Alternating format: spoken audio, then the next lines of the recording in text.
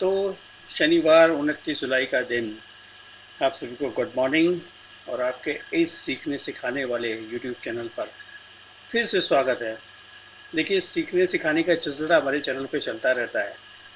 हम आपको सिखाते हैं तो उससे हमारा भी बहुत बड़ा फ़ायदा होता है कि हम भी सीखते हैं। देखिए, सिखाने वाला हमेशा सीखने वाले से ज़्यादा सीख रहा होता है, ये फैक्ट है। तो हम आपको सिखाते हैं, साथ में खुद भी सीखते रहते हैं। और हमने जो कल आपसे चर्चा की थी कि निफ्टी और बैंक निफ्टी में अगले वीक में क्या हो सकता है, एफआईआई के डेटा से क्लू लेने की कोशिश करेंगे। तो एफआईआई के डेटा से क्या क्लू मिल रहे हैं वो समझेंगे। इसके अलावा अगर मैं आपसे पूछूं कि मार्केट कल के ट्रेडिंग सेशन में, यानी कि फ्राइडे वाले दिन, कैसा था, आप बोलेंगे बेकार था, पूरे दिन गिरता रहा, लास्ट में थोड़ी सी रिकवरी आई। लेकिन मैं बोलूँगा मार्केट में कोई भी खराबी नहीं थी। उसका रीज़न उसका रीज़न मैं आपको डेटा से दिखाता हूँ। देखिए, निफ्टी और बैंक निफ्टी के दो चार हैवी कंपोनेंट के लेफ्ट राइट होने से मार्केट में थोड़ी बहुत गिरावट आ सकती है कभी भी। इसका मतलब ये नहीं है कि मार्केट खराब हो गया या उनके बढ़ जाने से मार्केट अच्छा हो गया, ऐसा भी बिल्कुल भी नहीं है। तो मैं आपको दिखाता हूँ कि क्यों ऐसा मैं कह रहा हूँ।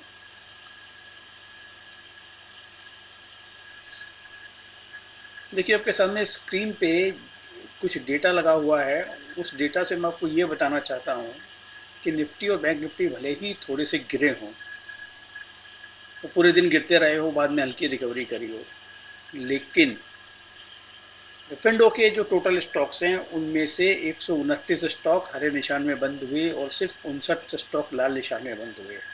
तो आप इसको वीकनेस बोलेंगे या स्ट्रेंथ बोलेंगे? भाई, मैं तो उसको स्ट्रेंथ बोलूँगा। और उनका टोटल गेन 0.8% था, निफ्टी और बैंक निफ्टी के कंपैरिजन में कहीं ज़्यादा। तो निफ्टी और बैंक निफ्टी का जो गेन था वो भी देख लेते हैं जल्दी से कि कितना था। देखिए, निफ्टी 0.07 ऑलमोस्ट 13 पॉइंट नीचे गिर के बंद हुआ, और बैंक निफ्टी 0.46% नीचे, 211 पॉइंट नीचे गिरकर बंद हुआ। लेकिन निफ्टी और बैंक निफ्टी में जो गिरावट थी उसका प्रभाव बाकी बाजार में पड़ता हुआ बिल्कुल भी नज़र नहीं आया। तो ये बात तो हो गई मार्केट के बारे में। अब जो हमारा मेन मुद्दा है आज का, कि एफआईआई ने क्या किया होगा, इसको समझने की कोशिश करेंगे अपने आगे के एनालिसिस में।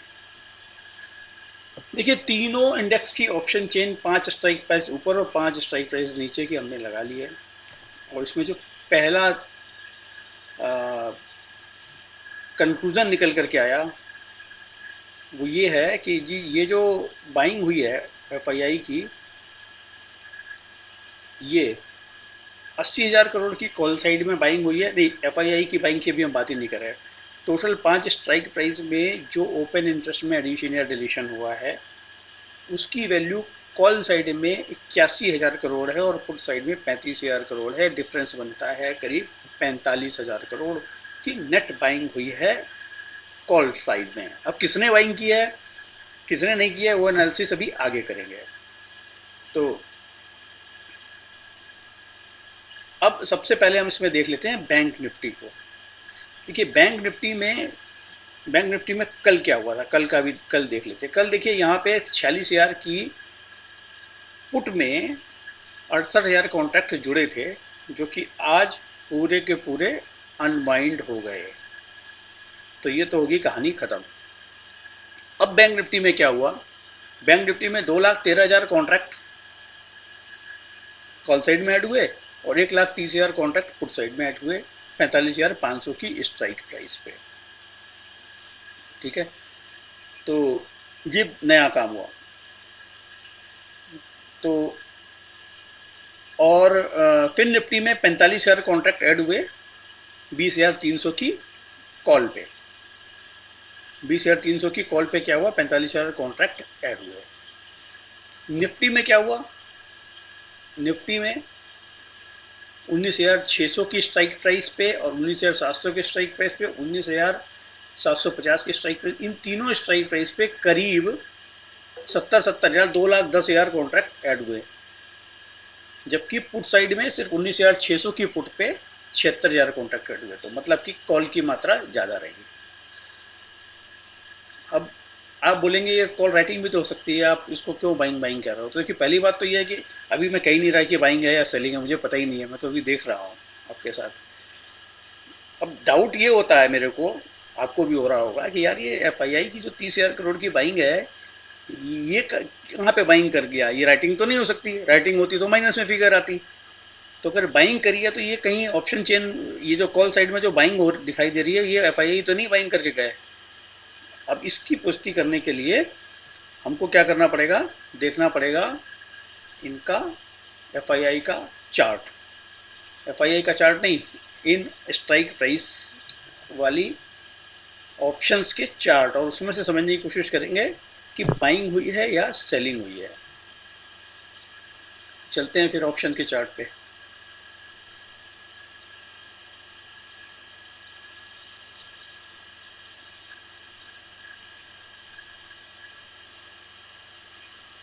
तो ये अलग अलग स्ट्राइक प्राइस के ऑप्शंस के चार्ट लगा लिए हैं, एक एक करके सभी की बात करेंगे। देखिए, 46,000, 45,600 की जो पुट है, 45,600 की जो पुट है, जिसपे 1,30,000 कॉन्ट्रैक्ट का एडिशन हुआ था, वो हुआ कब था? जब मार्केट खुला 9:15 बजे, तो पुट के प्राइस एकदम से बढ़ने शुरू हो गए, क्योंकि मार्केट खुलते ही गिरने लग गया था। ठीक है, तो उस समय पुटें खरीदी गई, उस समय पुटें खरीदी गई, लेकिन वो पूरे दिन धीरे धीरे धीरे धीरे करके निपटा ली गई और 1,30,000 एंड में बच गई।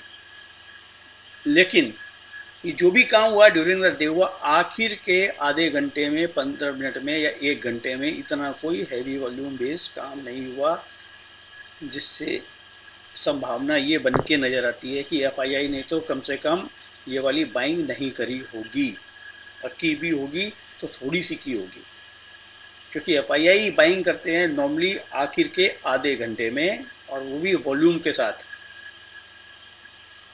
ऐसे नहीं बाइंग करते कि शुरू में बाइंग करके बैठ गए और पूरे दिन आपको खेलने दिया जाएगा, आप खेलते रहो, नीचे ऊपर करते रहो जितना करना है।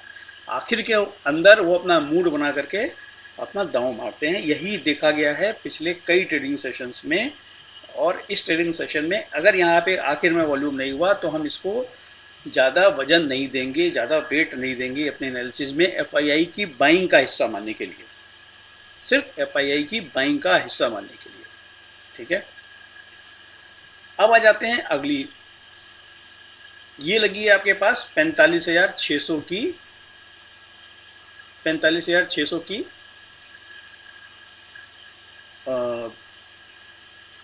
पुट, 45,600 की पुट। ये मैंने आपको बताया था कि सारी की सारी जो 68,000 कॉन्ट्रैक्ट कल यानी कि थर्सडे वाले ट्रेडिंग सेशन में बाय हुए थे, वो पूरे के पूरे अनवाइंड हो गए। तो वो मोस्ट प्रोबेबली पूरे दिन में या इस वाली कैंडल में यहीं पे निपटा लिया गया उनको। तो वो हो गई कहानी खत्म, आखिर में इसमें भी कुछ नहीं हुआ। तो इससे भी हम नहीं डरेंगे अब। और डरने से मतलब ये है कि इसको हम ये नहीं मानेंगे कि एफआईआई ने इसमें कुछ बाइंग की होगी। 30,000 करोड़ की जो बाइंग, 34,000 करोड़ की जो बाइंग नजर आ रही है, वो इस वाले 45,600 की पुट में की होगी। अब अगली देख लेते हैं। अगला ये क्या लगा हुआ है? ये लगा हुआ है 45,500 की, क्या लगी हुई है? कॉल। 45,500 की कॉल लगी हुई है निफ्टी की, निफ्टी की नहीं, बैंक निफ्टी की। अब आप देखो 45,500 की कॉल में क्या हुआ शुरू के 15 मिनट में। पहले देखो कि क्या हुआ शुरू के 15 मिनट में। इतना ज़बरदस्त वॉल्यूम हो गया, ये देखिए आप, ये वाला, ये इतनी बड़ी कैंडल बनी और वॉल्यूम भी हुआ। मतलब कि यहाँ पे आई सेलिंग। सेलिंग क्यों आई? कॉल में सेलिंग क्यों आई? क्योंकि मार्केट गिर रहा था, इसलिए सेलिंग जिसने करनी थी सबने कर ली कि भाई सेल करके पैसा बना लो। फिर क्या हुआ? धीरे धीरे धीरे धीरे धीरे धीरे बाजार क्या कहाँ तक पहुँच गया? यहाँ तो नीचे पहुँच गया, नीचे पहुँच गया। अब यहाँ का अगर लो प्राइस देखोगे आप, या इस वाली कैंडल पे अगर आ जाओ, तो शायद यहाँ पे कोई 150-200 रुपये का प्राइस रहा होगा। उसके बाद ये सीधा स्टीप बाइंग आई है। वॉल्यूम देखो, अब ये वॉल्यूम देख रहे हो ना, ये वॉल्यूम कितना ज़बरदस्त वॉल्यूम यहाँ से शुरू हो गया, बढ़ता ही जा रहा है, बढ़ता ही जा रहा है, बढ़ता ही जा रहा है। तो इसके अंदर क्वांटिटी पता है कितनी है एफआईआई की? 2,30,000 कॉन्ट्रैक्ट की, जो मैंने आपको अपनी एक्सेल वाली एनालिसिस में दिखाई थी। तो एफआईआई ने पहला इंडिकेशन तो ये मिल रहा है, 45,500 करोड़ वाली स्ट्राइक प्राइस की जो बैंक निफ्टी है, यहाँ पे इन्होंने कॉलें खरीद ली। अब आगे आगे चलते हैं। अब देखते हैं फिन निफ्टी को। फिन निफ्टी में इन्होंने ना 20,300 के कॉन्ट्रैक्ट में 20,300 के कॉन्ट्रैक्ट में इन्होंने क्या किया है, ये 20,300 का कॉल वाला कॉन्ट्रैक्ट लगाया हुआ। इन्होंने 45,000 कॉन्ट्रैक्ट की। मैं कई बार कॉन्ट्रैक्ट के नंबर्स को करोड़ ना बोल देता हूँ, लेकिन वो 45,000 कॉन्ट्रैक्ट की उन्होंने करी है बाइंग।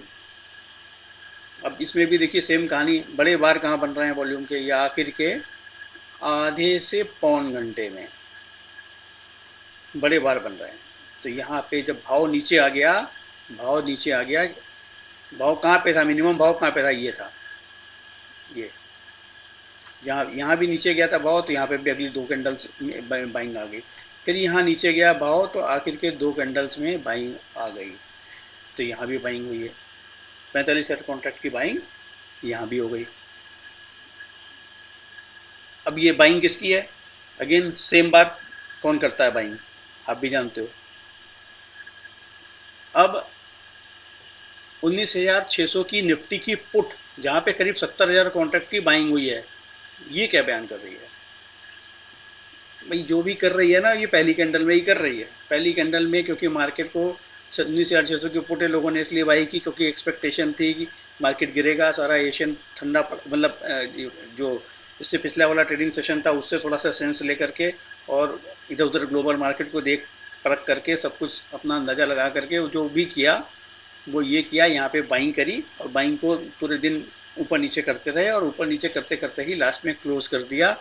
पूरे दिन 70,000 करोड़ के आरा की कॉन्ट्रैक्ट बच गए जो कि नहीं बिके। लेकिन ये एफआईआई के थे या नहीं थे भाई? ये एफआईआई के बाय होते अगर, तो ये वाले यहाँ पे ये इन 3-4 में यहाँ पे वॉल्यूम के कुछ बार बने होते, जैसे कि और जगह दिखाई दे रहे थे। ये उल्टे ही बल्कि सेलिंग ही हुई है, प्राइस भी गिरा है। आखिर में थोड़ी सी बाइंग हो सकता है हेज करने के लिए, एफआईआई ने भी की हो, इसका इनकार नहीं किया जा सकता। भाई इतनी सारी कॉलें बाय करते हैं तो थोड़ी सी तो पुट भी बाय करते होंगे ना, अपने रिस्क को कहीं ना कहीं तो कवर करेंगे। लेकिन वो मेजोरिटी क्या कर रहे हैं, उनका माइंडसेट क्या है, करना क्या चाह रहे हैं वो, ये देखने वाली बात। अब इसके बाद 19,600 की कॉल देख लो आप निफ्टी की, जहाँ पे करीब 70,000 मैंने बताया था, 70,000 कॉन्ट्रैक्ट की बाइंग करी है। अब मैं आपको क्या बताऊँ, मैं तो बताता ही जा रहा हूँ, वो आप खुद ही समझ लो चार्ट देख करके, मुझे बताने की कहाँ जरूरत है। आप ये देखो ना, ये वॉल्यूम देख लो, कॉल बाय करी गई है, ठीक है। अगली 19,700 वाली कॉल देख लो। अब मैं इसमें अगेन कुछ कहने की ज़रूरत नहीं है, आपको सब दिखाई दे रहा है। ये देखो प्राइस भी बढ़ा और वॉल्यूम भी देखो, रॉकेट बना हुआ है वॉल्यूम बार। तो ऐसा कौन करता है? ऐसा कभी आपने डीआई को करते देखा है? या आप सोच रहे हो कि रिटेल वाले कर रहे होंगे? ऐसा नहीं, एफआईआई ने ही किया है, उन्हीं के डेटा भी ऐसे ही बन के आए हैं एंड ऑफ द डे के। तो इन 6-7 चार्टों को जो हमने आपके साथ लगाया और उस पर जो बात की, उससे तो साफ नजर आ रहा है कि ये बाइंग एफआईआई ने ही की है। अब हम दोबारा से चलेंगे अपनी एक्सेल पे।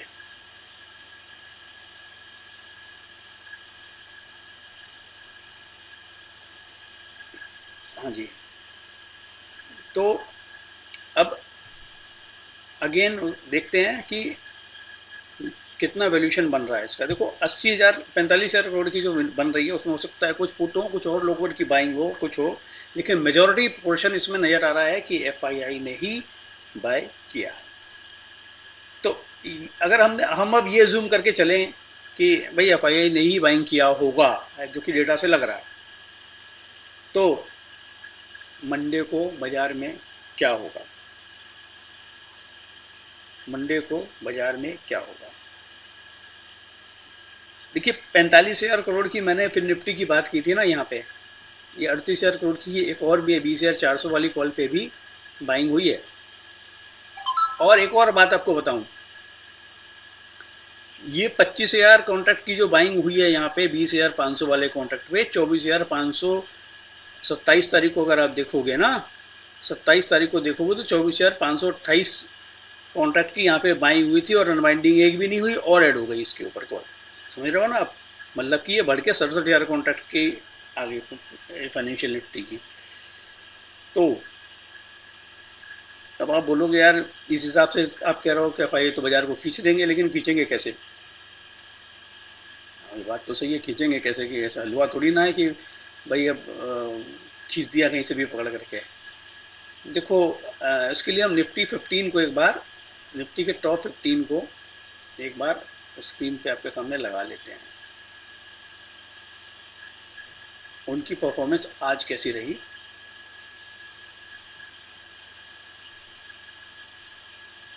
ये जानने के लिए तो लग गए ये आपके टॉप 15 स्क्रीन पे। अब इनको डिसेंडिंग ऑर्डर में एक बार शॉर्ट कर लेते हैं, जिससे कि कौन से चले कौन से नहीं चले ये समझ में आए। बात करेंगे सबसे पहले HDFC बैंक की, जो कि निफ्टी में बहुत ज़्यादा वजन रखता है, बैंक निफ्टी में भी बहुत ज़्यादा वजन रखता है। अब ये इसकी ट्रेडिंग रेंज देखो आप, 1641 और 1668। मतलब मार्केट क्यों गिरा? क्योंकि ये 1668 रुपये 90 पैसे से गिरता गिरता गिरता गिरता 1641 रुपये पे आ गया। समझ रहे हो बात को आप? तो 1641 रुपये तक आ गया गिरता गिरता, और इसने क्लोज कहाँ किया है ये भी देखिए आप। क्लोज किया है बिल्कुल लोएस्ट पॉइंट पे 1641, यहीं से ये सपोर्ट लेके इसकी घूमने की संभावना। इसको नीचे करके ही तो ऑप्शंस के प्रीमियम कम किए गए, इसको नीचे करके ही ऑप्शन के प्रीमियम कम कम किए गए और ऑप्शंस की बाइंग कर ली गई। अब अगर इसमें अगर बाइंग होगी तो इंडेक्स चल जाएगा, बाकी चलो ना चलो, पूरा मार्केट चाहे गिर जाए लेकिन इंडेक्स चल जाएगा। TCS देखो आप, इसकी रेंज देखो आप, डे की रेंज थी 3331 से लेके 3393 रुपए, बंद हुआ 3354 पे, दोनों के बीचों बीच नीचे से घूमा, नीचे से बाइंग आनी शुरू हो गई इसके अंदर। ये भी चल सकता है, 100 रुपए तो ये भी चल ही सकता है। एक्सिस बैंक, एक्सिस बैंक 940 रुपए तक, 42 रुपए तक गया था 970 रुपए से। भाई रिजल्ट इसके इतने भी खराब नहीं थे कि सारे बैंकों को अंडर परफॉर्म करे, और इसका जो वो क्या बोलते हैं ADR भी बढ़ा हुआ था कल, 2% बढ़ा हुआ था। तो ये 950 के प्राइस पॉइंट पे तो सेलिंग आने की संभावना बहुत कम है, इसमें आ सकती है 2-3% तक की बाइंग, इसमें भी वजन है। इन्फोसिस को देख लो आप, भाई मैं एक बात इन्फोसिस के बारे में आप लोगों को बोलना चाह रहा था। भाई टेक महिंद्रा ने इस क्वार्टर के रिजल्ट पेश किए ना, 7 रुपए का EPS दिया, 14-15 रुपए का EPS देता था, 7 रुपए का EPS दिया। और इन्फोसिस भी 14-15 रुपए का EPS देता था, 14-15 रुपए का ही EPS आज भी दे रहा है, हालांकि कमेंट्री इसकी वीक है। तो इसकी वीक कमेंट्री होने के बाद भी अपने EPS को मेंटेन कर रहा है। लेकिन टेक महिंद्रा जैसी कंपनी में एक क्वार्टर में थोड़ी सी खराबी क्या आ गई, EPS आधा रह गया। तो ऐसा टेक महिंद्रा जैसी कंपनी में हो सकता है, लेकिन इन्फोसिस जैसी कंपनी में नहीं होता। और मार्केट को ये बात मालूम है, मार्केट को ये बात मालूम है कि 1-2 क्वार्टर तक हो सकता है इसमें खराबी रहे, लेकिन उसके बाद ये शेयर जैसे चलता था वैसे ही चलेगा। और इसमें बहुत ऊपर, देखो एक ऊपर जाना एक अलग बात होती है कि ऊपर चले गए फिर उतर गए, तो वो पोटेंशियल होना जरूरी है कि आप ऊपर जाकर के सस्टेन भी कर पाओ। तो वो पोटेंशियल सबको मालूम है कि इसके अंदर है, और जिन प्राइस पे ये चल रहा है ना, ये गोल्ड माइन है। इसको बहुत सारे इन्वेस्टर्स की इसके ऊपर नज़र है, और काफ़ी डिलीवरी बेस्ड काम भी हुआ है। कल का भी अगर देखें तो डिलीवरी बेस्ड जो 77% डिलीवरी उठाई गई हैं। हालांकि कल इतनी ज़्यादा डिलीवरी नहीं उठाई गई, लेकिन उसके पहले डिलीवरियाँ उठाई गई हैं। जिस दिन गिरा था उस दिन बहुत ज़बरदस्त डिलीवरी उठाई गई थी नीचे के लेवल पे रिजल्ट आने के बाद। तो कंसोलिडेशन भी करेगा अभी, और जब मौका मिल रहा है तो कम भाव पे अच्छा शेयर मिल रहा है तो उसको धीरे धीरे क्यों ना एक्यूमुलेट किया जाए। तो एक्यूमुलेशन चल रहा है, बिल्कुल रॉकेट की तरह नहीं भागेगा, लेकिन इंडेक्स को मैनेज करने के लिए 2% भी चलता है यहाँ से ना, तो इंडेक्स तो अपना काम कर जाएगा। ठीक है, टाइटन की बात करते नहीं, टाइटन तो चल जाएगा, टाइटन में ऐसी दिक्कत है नहीं। LNT चला हुआ है ऑलरेडी, 2650 पे चल रहा है, हो सकता है इसको थोड़ा सा किक लगे पीछे की तरफ, 20 30 40 रुपए का किक लग जाए। बाईबैक की खबर भी इसकी जो है उसकी भी एनालिसिस हमने की थी, इतना कुछ है। कोटक महिंद्रा बैंक 1871 रुपए पे, देखो जी ये भी चल सकता है, यहाँ से हो सकता है 10 20 रुपए और नीचे हो फिर घूम जाए। रिजल्ट खराब तो थे, लेकिन इतने भी नहीं थे कि बहुत बुरी तरह पीट दिया जाए भाई। जैसे सारे बैंकों के थे खराब, वैसे ही इसके भी खराब थे, कोई ऐसा नहीं है कि बहुत ज़्यादा खराब थे। और ये करेक्ट भी काफ़ी हो चुका है, हालांकि अब इसको वो वैल्यूशन नहीं मिलता जो पहले मिला करता था। छोड़ देते हैं इस बात को। अभी SBI तो गिरेगा नहीं, क्योंकि उसके रिजल्ट आने वाले हैं। रिजल्ट से पहले क्यों गिरेगा भाई, तो रिजल्ट के बाद भले ही गिर जाए, लेकिन रिजल्ट से पहले तो नहीं गिरता ये, तो इसका भी पार्टिसिपेशन रहेगा। भारतीय एयरटेल को इंडेक्स मैनेजमेंट के हिसाब से जितना चाहो उतना इस्तेमाल कर लो, मतलब ना गिराओ, कम से कम गिरने से तो रोक ही सकता है।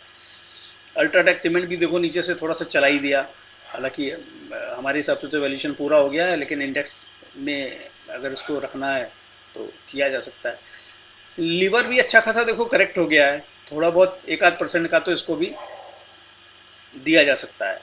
ICICI बैंक 10 रुपये 1005 तक तो लेके जाया जा सकता है। ITC शायद ना चलाएं अभी, क्योंकि ITC का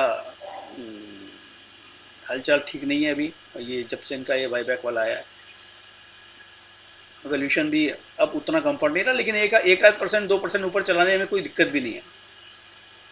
अब एशियन पेंट को छोड़ देते हैं। देखो बजाज फाइनेंस में अच्छी खासी करेक्शन हो चुकी है। बजाज फाइनेंस की बात मैं इसलिए करना चाहूँगा कि फिन निफ्टी के अंदर जो ऑप्शन में बाइंग हुई है उसको चलाने का काम बजाज फाइनेंस और HDFC बैंक ने करना है लार्जली, ऐसा लग रहा है। बजाज फाइनेंस के रिजल्ट में इतनी कोई खराबी नहीं थी, करेक्ट भी अच्छा खासा हो गया है, तो 200 250 रुपये तो यहाँ से चलना कोई बड़ी बात नहीं है। और कल भी इसने वो सिग्नल दे दिए थे। देखो दो चीज़ें हैं इसके अंदर, मैं बताता हूँ आपको। देखो पिछले 14 दिन का जो लोएस्ट प्राइस था ना 7373 था, पिछले दो दो वीक का, इस वीक से पिछले 2 वीक का, उसके ऊपर जा करके, मतलब 2 रुपये चाहे ऊपर हो, लेकिन उसके ऊपर जा करके बंद हुआ है। और घुमा कहाँ से है, 7210 रुपये का लो बनाने के बाद पॉजिटिव टेरिटरी में आकर के बंद हुआ है। ठीक है, तो ऑलमोस्ट अपने हाई पॉइंट के, तो ये चलने को बिल्कुल तैयार है। अब आ जाते हैं रिलायंस पे। रिलायंस में कितना वॉल्यूम हुआ है जी, volume delivery based volume normal से 13% ज़्यादा हुआ है, नॉर्मल से 13% ज़्यादा हुआ है। और कल भी ये बार बार निफ्टी को ऊपर लाने के लिए ऊपर आ रहा था। 2528 रुपये में बंद हुआ है और हाई बनाया था इसने 2542। तो 1 2% अगर इसको चला दिया जाता है तो कोई कुछ सवाल भी नहीं उठाएगा, कोई पूछेगा भी नहीं हाँ भाई क्यों चल गया ये, नहीं चलना चाहिए था या क्यों चला गया। तो हमने 15 शेयरों की बात इसलिए की जिससे कि इंडेक्स को चलाने का जस्टिफिकेशन हमारे दिमाग में आ जाए। तो ये जो शेयर है जिनकी हमने बात करी, किसी को पोजीशन बनानी है तो इन शेयरों में भी पोजीशन बना करके काम कर सकता है, अगर ऑप्शन नहीं बाय करने हैं तो। और नहीं तो ऑप्शन बाय करना है तो ऑप्शन में बाय कर सकते हैं, लेकिन रिकमेंडेशन हमारी तरफ से कुछ भी नहीं है। हमने सिर्फ डेटा को देखा, डेटा को पढ़ा, अपना टाइम लगाया, टाइम बताया उसके साथ, और जो क्रक्स निकला वो आपके साथ इस वीडियो के माध्यम से शेयर कर लिया। आपको अपनी आगे की स्ट्रेटजी खुद बनानी है, अपने फाइनेंशियल एडवाइजर से सलाह लेकर के बनानी हो या खुद दिमाग लगा के बनानी हो। देखिए खुद दिमाग लगा कर अगर आप काम करते हैं तो खुद दिमाग लगाओ तो ज़्यादा अच्छा है, क्योंकि जब तक खुद दिमाग ना लगाओ ना, कन्फ्यूजन के अलावा कुछ बचता नहीं है मार्केट में। या तो आपका लेवल बहुत बड़ा हो, आपने ऐसे प्रोफेशनल हायर किए हों जो कि डेडिकेटेड आपके लिए ही काम कर रहे हों, और वो काम कर रहे हो उसको, उन पे आप ट्रस्ट करके काम कर रहे हो। लेकिन अगर वो लेवल आपका नहीं है तो आप कहीं सुनी बातों को सुन करके, मेरी बात, इसकी बात, उसकी बात, ये टिप्स, वो एडवाइस, वो चैनल और वो यूट्यूबर फलाना ढिमाका वट एवर से नहीं है। किसी भी आप यूट्यूब चैनल को देखो या सोशल मीडिया को देखो या कोई बुक पढ़ो या कोई टीवी देखो, आपका ऑब्जेक्टिव लर्निंग का ही होना चाहिए। अगर लर्निंग से हट करके आप कुछ भी करने की कोशिश करोगे तो इस मार्केट के अंदर ना पनिशमेंट इतना ज़्यादा मिलता है ना, मतलब ऐसा लगता है कि हैंग टिल डेथ वाली बात हो गई। तो इन सब चीज़ों से बचें और चीज़ों को देख करके, समझ करके, परख करके आगे बढ़ें। चैनल को सब्सक्राइब जरूर कर लें, चैनल को सब्सक्राइब कर लें, वीडियो को लाइक कर लें और वीडियो को शेयर भी कर लें, जिससे और लोग भी सीख पाएँ और सीखने सिखाने के इस कार्यक्रम का हिस्सा बन पाएँ हमारे साथ। कुछ हमें सिखा जाए, कुछ हमसे सीख लें, इतना ही पर्पज़ है। Thank you very much.